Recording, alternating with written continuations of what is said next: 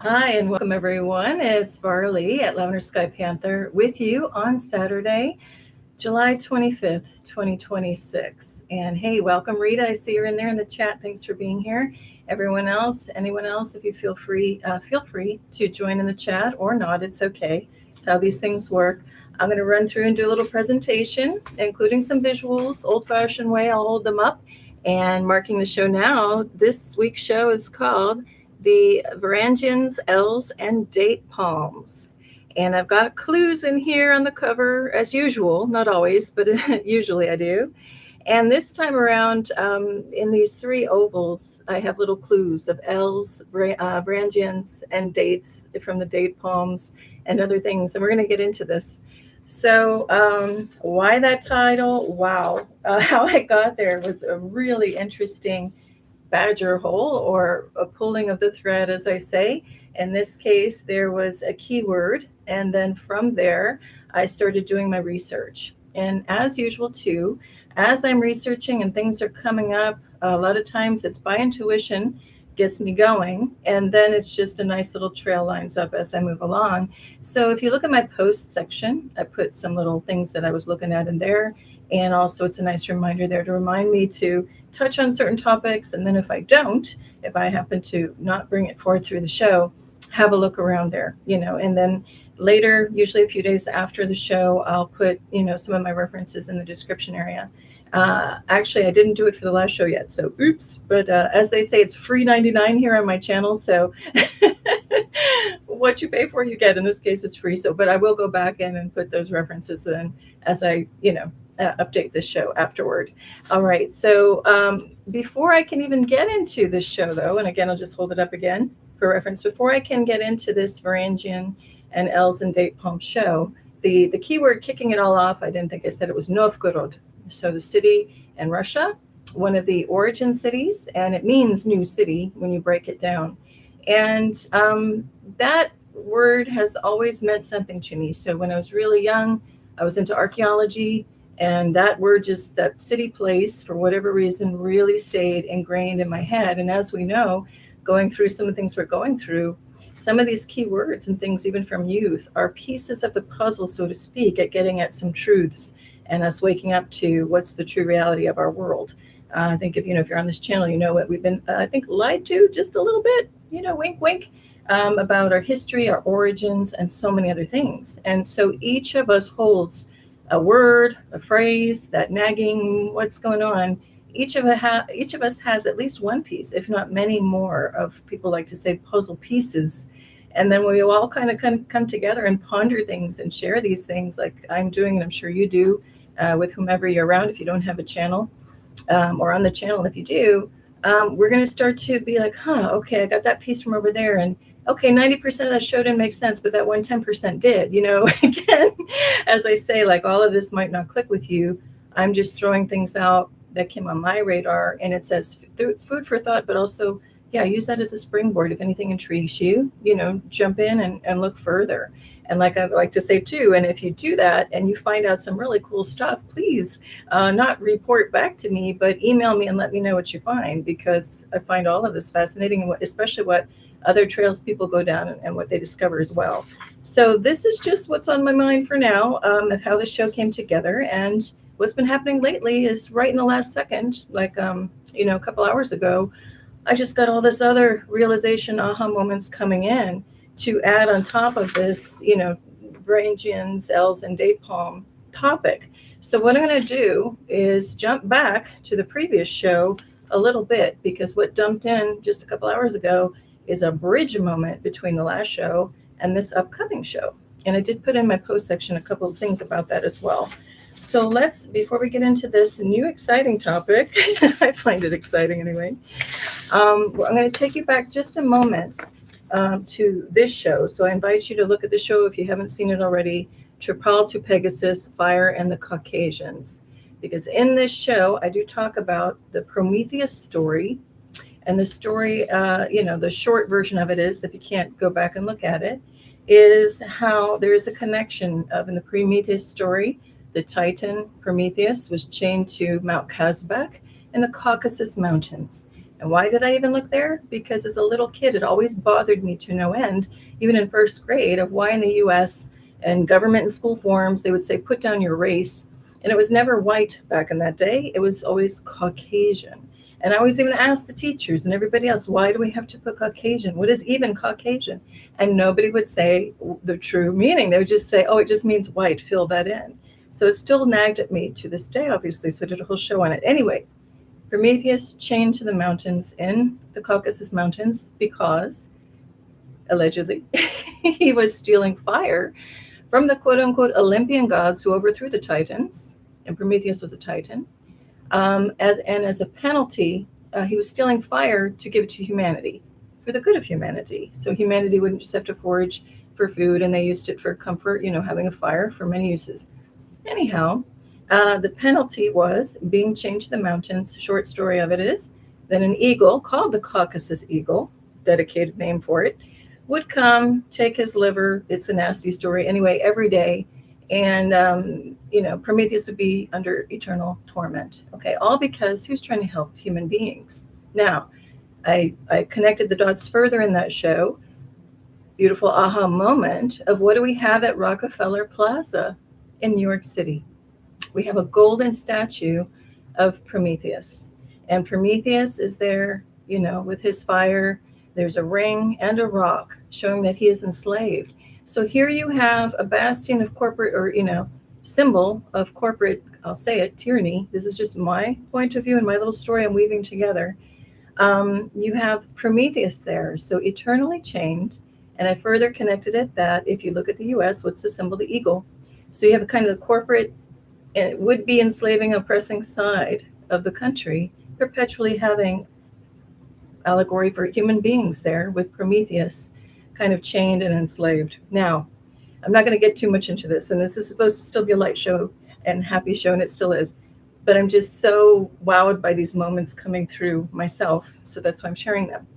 So in the last show, like I said in the show, I never got to say something I wanted to say because I was talking about white people coming from the Caucasus Mountains, okay, and that they were penalized or enslaved, as we see with the Prometheus statue in New York City there, kind of like old former financial center, business center, whatever.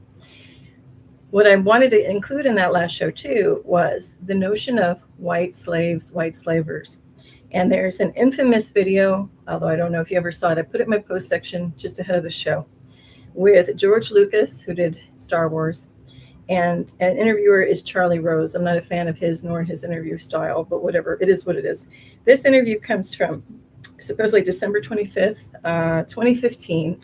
And toward the end of the show, and I put the timestamps in the post section of where to find it, George Lucas calls the other kind of empire, Disney, white slavers in the deal of him selling off Star Wars to them. So watch the whole video if you can. And if you can only catch a bit, I tell you, like in the 2-minute span of where to catch it. Now, I thought that was that also stuck in my mind because I heard that interview fresh in 2015. And I thought, that came just ahead of The Force Awakens, if you're familiar with the Star Wars, all of the episodes and movies.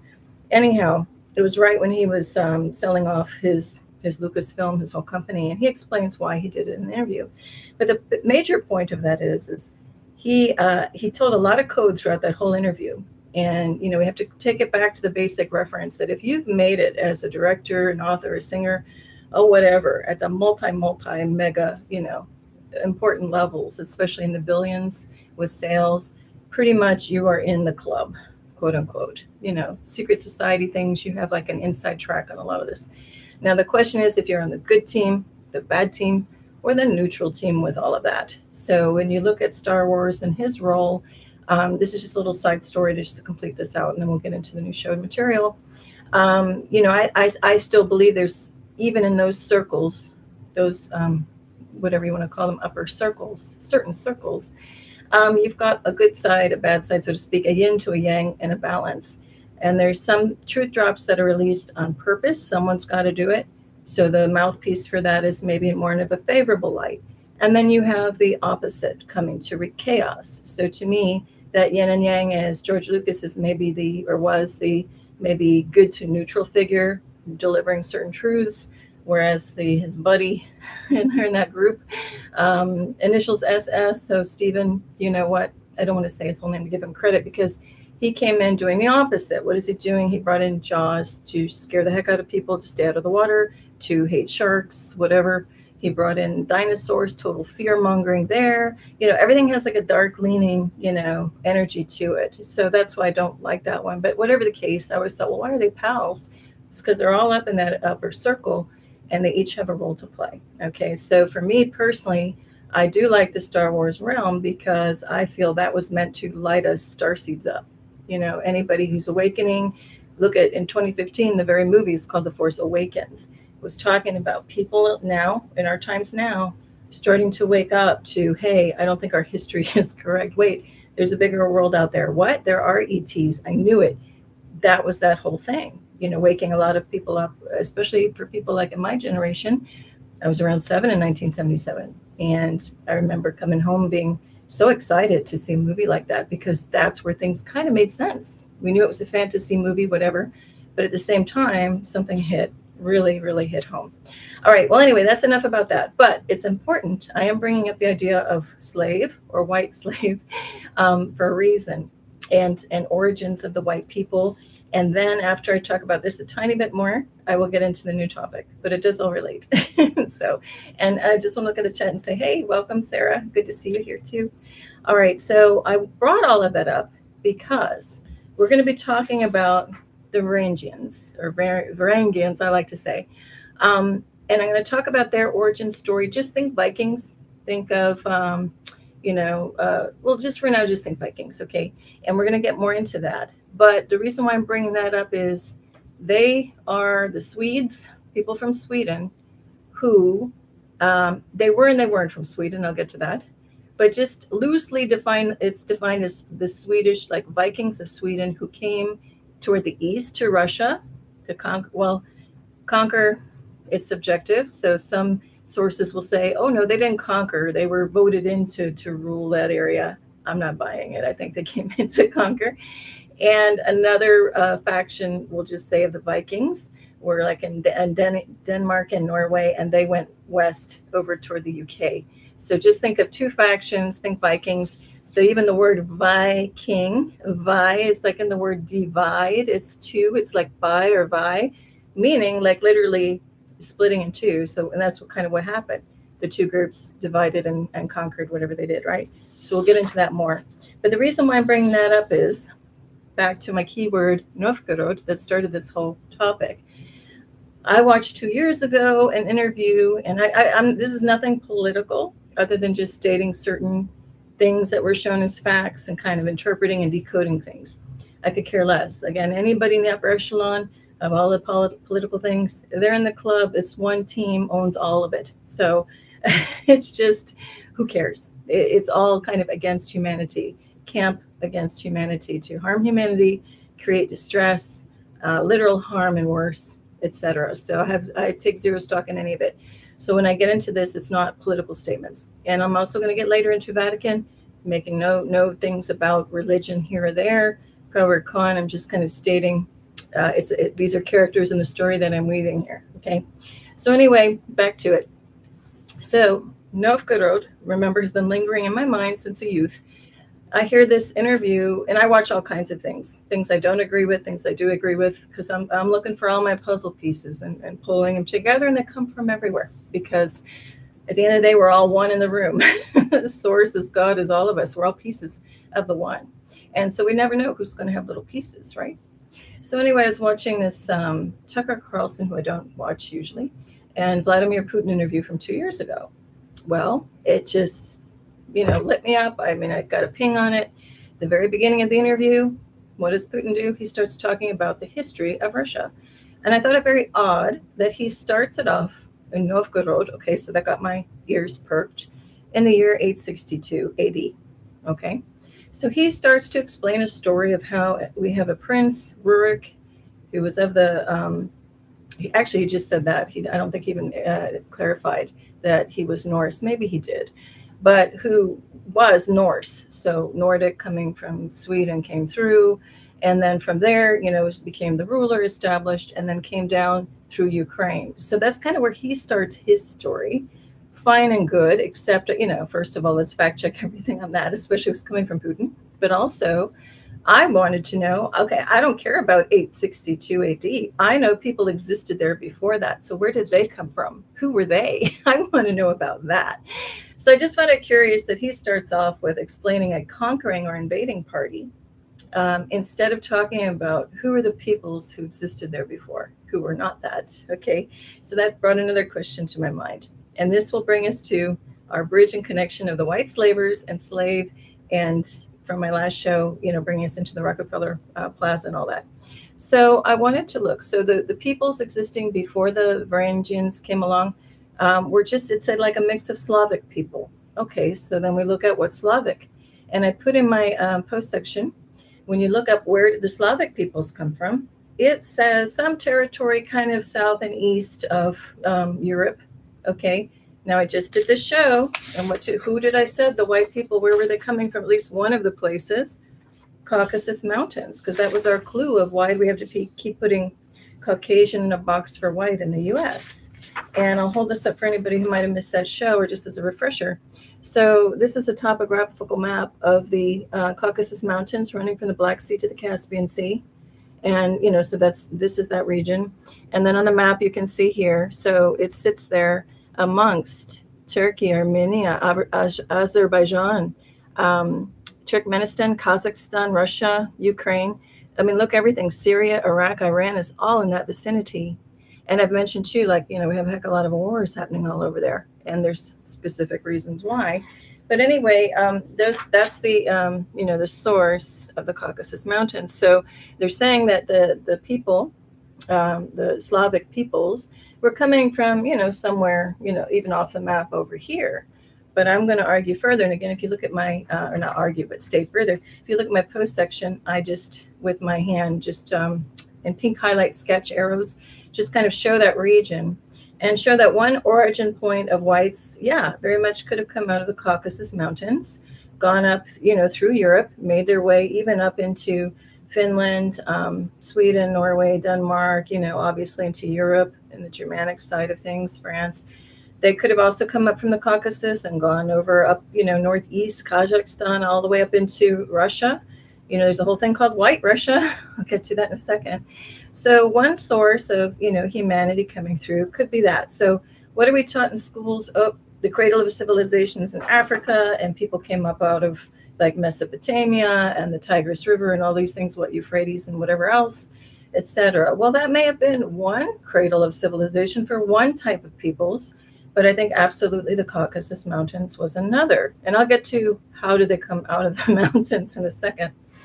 And then I think also when we're talking about these seafaring invading parties, that's why the Varangians or Varangians, I think they say Varangians, however you want to pronounce it.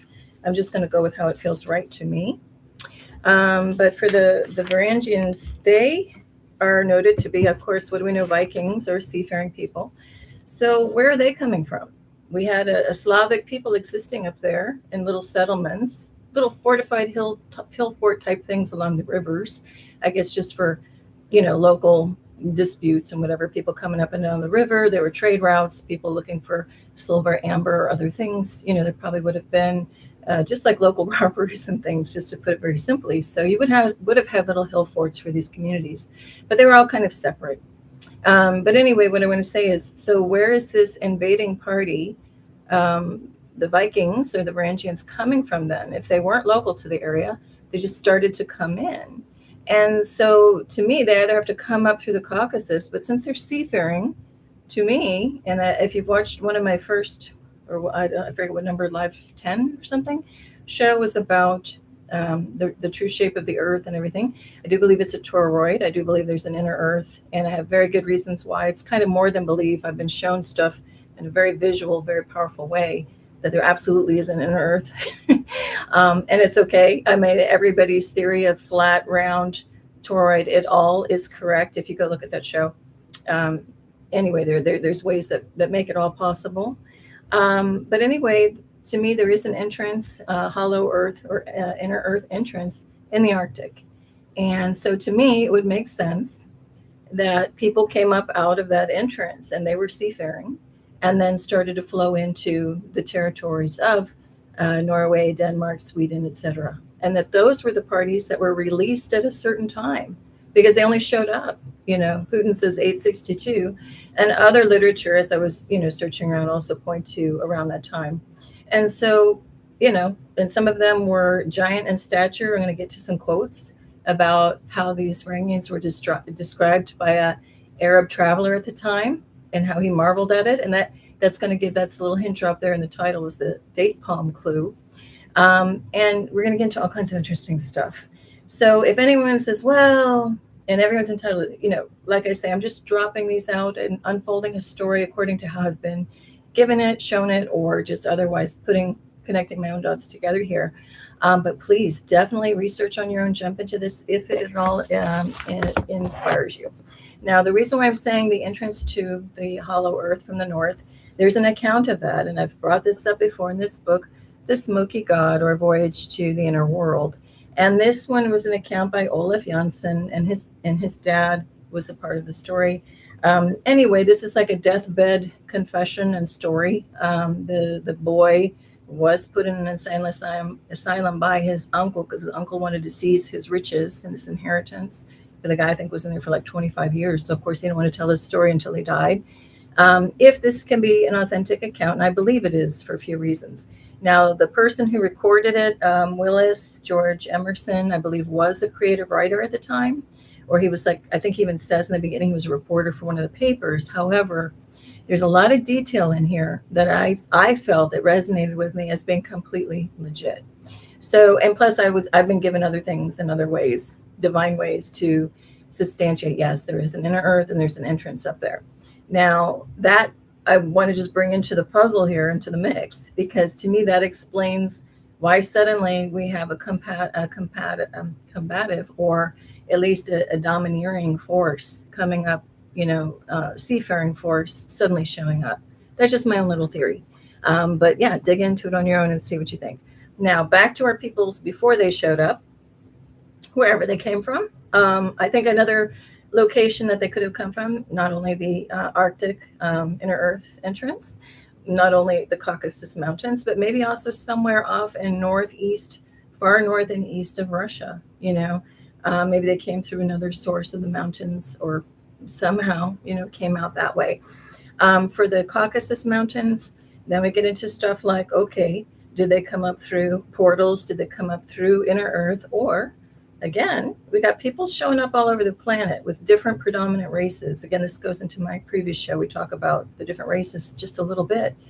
But who's to say, we've been so indoctrinated to pick A or B. Well, there's not just A and B. There's not even just A, B, C, and D. There's not even all of the above or none of the above. There's also, I'm going to make my own box, and there is no box, right? So nothing's off the table here. So I think the origins of not only the whites, could be from the mountains, could be from inner earth, but also ETs, dropping whatever is needed off to create humanity from above, or dropping people off from above, coming up from the inner part, coming in through portals and other dimensions. I believe it's all possible. When you look at some of these YouTube channels now showing these really wild old footage, what we call old, especially from late 1800s, when a lot of people are agreeing now that there was a massive reset, and they call it mud flood, or it goes by a lot of different names. But we do know there have been massive resets throughout history. Even in the Bible, they talk about a great flood. Every culture across the world has a great flood origin, of what happened. Even in a lot of the indigenous cultures, they talk about 4 cycles or 4 suns, or they have a name for it. But they talk about 4 specific resets of humanity. And then there comes one where we're kind of liberated because we awaken and get out of those cycles. But anyway, all that to say, I believe so many things are possible, not just one or the other, as far as our origin stories. And I'll tell you why, because it's hidden in the etymology of some of these words too, in this Slavic thread that I was guided to follow, or the trail to follow along. I'll close that out now, and I promise I will get to the crux of the show in a second. So let's go back to the Slavic peoples, living up in the area before the Varangians came. Now, Slav, or Slavic, okay, the Slavs or the Slavics. I wanted to start off this whole show, and I didn't, with a little catchphrase saying, now we're speaking the same language, or now you're talking my language. You've heard of these idiomatic expressions. Well, Slav itself comes, and this is just what I could find. If you find anything else that's interesting and enriches this, differs from this, whatever, let me know. But Slav, from what I could best find, comes from Slovo, which means words or speech. And so it literally means people, the Slavs are people who speak the same language, okay? Now, that's versus the non-Slavic foreigners who were called Nemci or Nemchi, I don't know how it's pronounced. And that means mute ones, or people who cannot speak our language, all right? So language is very important, right? And that, of course, reminds me of the story of Babylon, the Tower of Babylon, where supposedly everyone was scattered on purpose because how dare they build anything to reach the gods? And as a part of that was confusion. Babylon, and the heart etymology of Babylon, I think, is to confuse. But also Babylon, the place, the city. Remember, Babylon's only about 40 miles south of Baghdad. It's in Iraq, okay? And the root words for Babylon, I think, is something like Beblim, which means gate of God, which we could get into arguing it's a stargate. All kinds of things there. But anyway, that reminded me of that story too. So we've got the Slavs saying, okay, we've got a whole bank of people where we speak the same language. And there's these others, and this is the definition of Nemchi or whatever, are those who don't speak our same language. Now, the word slave comes from Slav. At least it can in the research that I was doing. So supposedly, now this part we can maybe pick apart or really look at, further at another time. But it says, just from what I was searching, that in the Middle Ages, many people were captured and sold into forced labor by conquering peoples, causing, this is a quote from internet search, ethnonym Slav to be meaning synonymous with unfree labor. And that, taking it a little bit further, that the Latin and Byzantine Greeks call them Sklavus. So that was the name for slaves. And then again, so that anyway, that triggered me to be thinking of Slavs, the original peoples, all the way down into slavery. And that's the bridge that brings us from the upcoming show now to last week's topic. Okay, and I think I just wanted to add one more thing. I think I got it all. Oh, and just as a side note for fun, because I discover a lot of wild stuff as I'm doing the research on these things. You wouldn't even believe it. Well, I guess you would if you've done your own rabbit. I don't like rabbit holes. I say badger holes because the other phrase is so overused.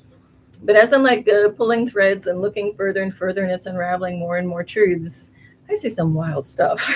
So anyway, as a part of this came in, well, I'll tell you one of the wild things that I thought, wow, this could be a whole show. I don't know if it will or won't. But as I was looking at some of these Sumerian and Assyrian friezes, so these panels, relief panels, and I'll be showing those coming up in the show. I saw one that I never saw before, and it was these people swimming, and then they had these long bags underneath their body, like parallel, like full body length bags, and they had like a little thing, so they were breathing. So that was how they were breathing, like oxygen tanks. It was so wild. Anyway, I'd never seen that before. So like I said, you never know where these shows are going to go, but I saw that. I'm like, what the heck? Okay. Anyway, back to one little other tidbit that I found while I was looking through the whole Slav world here is it just popped up in my mind as I was searching. Where does the suffix den, D-E-N, come from? So, you have the Garden of Eden, right? And even Garden. So we have Garden of Eden, right? And this came up because I'm thinking of origins of peoples and all that. But then I was thinking there are a lot of city names that end in D-E-N. I'll just name a few, like Camden, Dresden in Germany. There's so many dens. Ogden, I wrote a whole list. If you look it up, there's over 50 cities and things that end in D-E-N. So then there's a Slav or Slavic connection, because in my mind prominently came the German city of Dresden, because that was bombed beyond recognition so bad.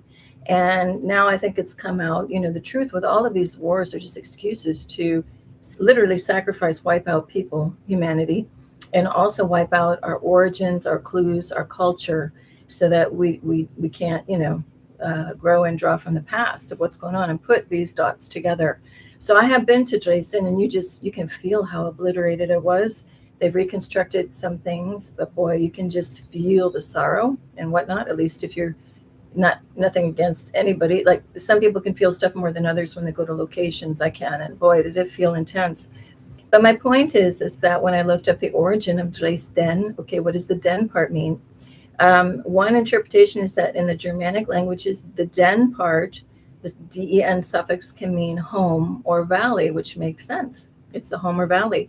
Now, when I looked up Dresden specifically, there's other language roots that go back even further, but just suffice it to say, like, the dummy down definition that I can try to keep everything coherent here, cohesive in my explanation, is that it meant like people of the forest. So there's a root word there in the Dres part that is, it's a Slav or Sorbian meaning, which means like forest, just to suffice it to say. So Dresden can mean people of the forest, or this one blew my mind. And I usually don't like that phrase. I like to say expanded my mind instead. It also can mean people of the flood plain that was washed out. So if that doesn't ping you, I don't know what will, because that means that was a peoples who were located there because of probably a plain that was washed out, meaning the floods. Some say that Eden, the real location of Eden, the Garden of Eden, is somewhere down in the Gulf of Persia, Persian Gulf, because it's kind of like a flooded zone. But then we can also argue that there was more than just one Garden of Eden, that Eden actually existed in many different places all over the earth. And some even say, even like around the Florida, Georgia border area, I think there were multiple centers. Same thing when we speak of Atlantis or Lemuria. I think there were multiple centers or cities that still could be defined as that. But anyway, that was a nice long side trip or bridge, between last show and this upcoming show now. So the rest is going to get easier and fun. I know it's a little convoluted, but now we're going to come back to the heart of this, and I'm going to say it one more time so I'm focused. It's the Varangians, Ells, and Date Palms. Just at a glance, the Varangians we talked about as being Vikings, the people suddenly showing up in the 800s and then going over to Russia in one direction to the east, Russia, and down to Ukraine, and down even to Constantinople, where all of these trade routes and things were. They supposedly traded furs, amber, silver, all kinds of different goods, and even they say slaves. I don't know if that part's true. And then the other part of those Vikings, they went off to over toward England. But anyway, so that's the Varangians part. The Ells, I guess I'm going to jump out of order on myself.